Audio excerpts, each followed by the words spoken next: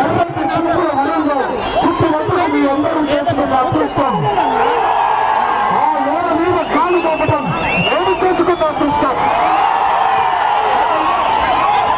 సోదర సోదరి వారులారా, సరిగ్గా 27 ఏళ్ల క్రితం తెలుగువాడి వాడికి వేడికి, తెలుగువాడి ఆత్మగౌరవానికి నిదర్శనంగా ప్రజలే దేవుళ్ళు, సమాజమే దేవాలయం అనే నినాదంతో తెలుగు దేశం పిలుస్తోంది రా కదలి రా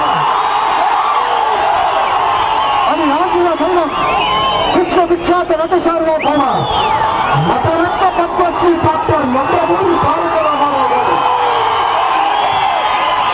ఆయన పిలుపునిస్తే కుల మత వర్ణ విభేదాలు లేకుండా తెలుగు వారు పుట్టిన ప్రతి ఒక్కరు అంత చేయి ముందుకు సాగి పదం పట్టి కాంగ్రెస్ పార్టీని ఆనాడే మట్టి కనిపించింది. సోదరులారా, తెలుగు బిడ్డలారా, నేడు చరిత్ర మళ్ళీ పునరావృతం కాబోతుంది. మనందరి చేతిలో కాంగ్రెస్ పార్టీ మళ్ళీ భూస్థాపిత అవ్వబోతుంది. లేకపోతే వాళ్ళు మనల్ని మన జాతినే భూస్థాపన చేస్తారు. సోదరులారా, వెనకడికి ఒక సామెత ఉంది. ఒక మేస్త్రి ఇల్లు కడితే ఇల్లు కాడు వెళ్ళి ఇల్లు కూలిపోయిందంట. మన అర్థం మన కొడుకు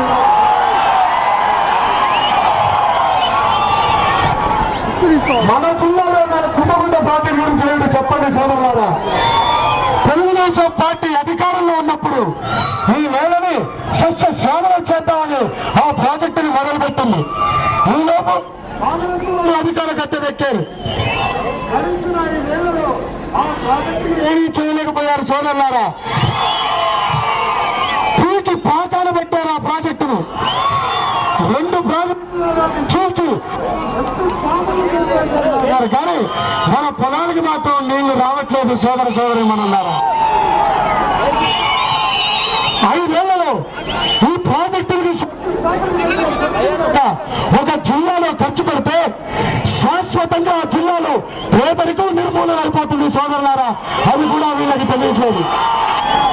అంటే సాగుతుందిలేండి, తనని కాశీ వరకు తేగమన్నాడంట వాడు. మన అయిపోయిన పరిస్థితి డబ్బులు వీళ్ళని కాదు కదా. అందుకే ఎన్ని ఆటలైనా ఆడతారు, ఎన్ని నొక్కులైనా నొక్కుతారు. సోదరులారా, వీరు సోదరమనులారా, మన పోలవరం ప్రాజెక్ట్ ఏమిటి?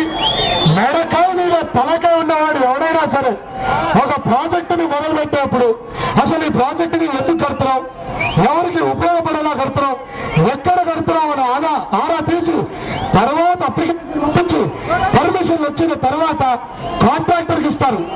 కానీ మన అవినీతి భగీరథ ఉన్నారే మన రాష్ట్ర అధ్యక్షులు, అవినీతి కూడా విమర్శింటాడు.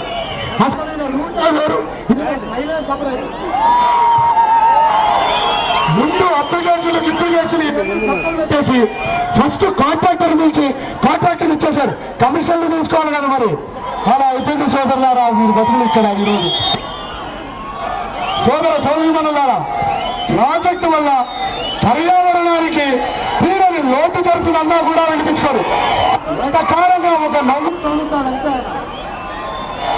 మనం వెళ్ళి సార్ మీరు ప్రాజెక్టు కట్టడం వల్ల ఎంతో మంది పేద గిరిజన కుటుంబాలు రోడ్డు మీద పడుతున్నాయన్నా సరే వినిపించుకోడు. ఎంతకాలంగా ఒక నవ్వు నవ్వుతాడంతే ఆయన. ఎలాగంటే చెవితోడి చెవిలో పూలు లేదనుకోండి ఏమీ వినిపించదు. మనం వెళ్ళి మన గోడు వినిపించినా కూడా ఆయన వినిపించట్లేదు. సోదరులారా, అరే ఎంత అన్యాయం చేస్తున్నారు, ఎంత అవినీతికి పాల్పడుతున్నారు మన రాష్ట్రంలో. పేదవాడు ఇల్లు కట్టుకుందామని ఒక్క గజం భూమి కలిగితే ముదిగొండలో పేదవాళ్ళని పుట్టని కాల్చినట్టు కాల్చేశాడు. పేదవాడి జీవితానికి విలువ లేదా? బ్లాక్ మార్కెట్ లో ఎరువులు అమ్ముతున్నారంటే రైతు సోదరుల మీద నిలబెట్టారని చెప్పి దుమ్మి కేసులు బుక్ చేసి రౌడీ సీడలుగా రైతు సోదరులను మరి జైలు పాలు చేశారు. మీరు ఎంత అన్యాయం చూడండి. సోదరులారా, 1 కాదు 2 కాదు, ఈ రోజు కాంగ్రెస్ పార్టీ మన ఆంధ్ర రాష్ట్రాన్ని మన ప్రజల్ని ఆదుకోవడంలో పూర్తిగా వైఫల్యం అయిపోయింది. సోదరులారా, మీకు చిన్న కథ చెబుతా, మీకు చిన్న కథ చెబుతా. మన రాష్ట్ర ప్రభుత్వం ఒక్కసారి మన రాష్ట్ర ప్రభుత్వం ఆర్టీసీ బస్సులు అంటుంది. దానికి 9 సంవత్సరాలు చంద్రబాబు నాయుడు గారు డ్రైవర్ గా పనిచేశారు. ఈ లోపకైనా వచ్చాడు. ఏమండి 9 సంవత్సరాలు ఆయనకు అవకాశం ఇచ్చారు కదా, ఒక్కసారి నాకు అవకాశం ఉంది, నేను కూడా బాగా డ్రైవ్ చేస్తానన్నాడు ఈయన. సరే బాగానే ఉంది కదా అని నేను ఓకే అని పాత డ్రైవర్ని తీసేసి కొత్త డ్రైవర్ని బందెక్కించారు. ఎక్కిన తర్వాత మనకు అర్థమైంది ఆ డ్రైవర్ గురించి. రోజుకో పార్టీని చొప్పున బస్సులో పార్టీలన్నీ అమ్మేసుకున్నారు సోదరులారా. ఆ డ్రైవర్ బస్సుని చూస్తే బస్సులో టైర్లు లేవు, సీట్లు లేవు, స్టీరింగ్ లేదు, ఆఖరికి ఇంజన్ కూడా అమ్మేసుకుంటే బస్సు బాడీని బట్టి వదిలేశారు సోదరులారా. వారిని ఇతరులు ఇలా చేశాడు.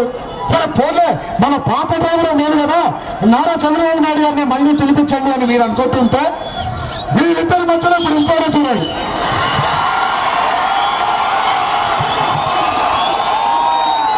ఇప్పుడు కొత్తగా వచ్చిన డ్రైవర్ గారు ఏమంటున్నారు, ఏమండి ఆయనకు అవకాశం ఇచ్చారు, ఈయనకు అవకాశం ఇచ్చారు, అవకాశం నాకేంటి, నేను కూడా బాగా తోనేస్తానంటున్నాడు ఈయన.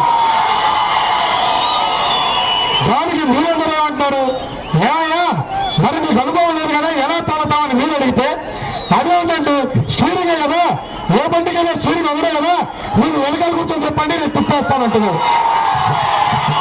సోదరులారా, ఈ రోజు ఇలా అయిపోయింది రాజకీయాలు.